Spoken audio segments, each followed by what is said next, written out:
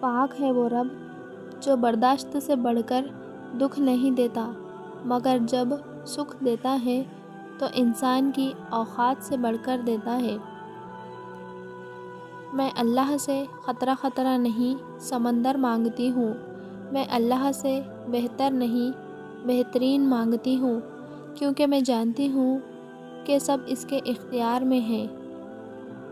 اے تمام خزانوں کے مالک، سنا ہے تیرے گھر کی زیارت پیسوں سے نہیں بلکہ قسمت سے ملتی ہے۔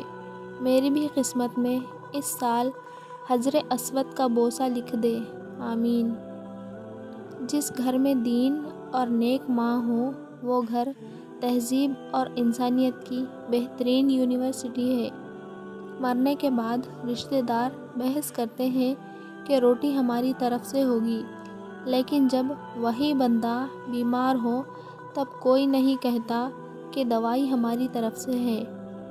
یقین ایسا ہو کہ سامنے سمندر ہو اور تم کہو نہیں، میرا رب راستے بنائے گا۔ جو وقت گزر گیا اس کو یاد کر کے کچھ اصول بنا لے، جو وقت باقی رہ گیا ہے وہ بہتر ہو جائے گا۔ پرانے غموں پر تازہ آنسو ضائع نہ کرو۔ وہ بلندی کس کام کی جس پر انسان چڑھے اور انسانیت سے گر جائے۔ سجدے کی طاقت یہ ہے کہ فرش کی سرگوشی عرش پر سنی جاتی ہے۔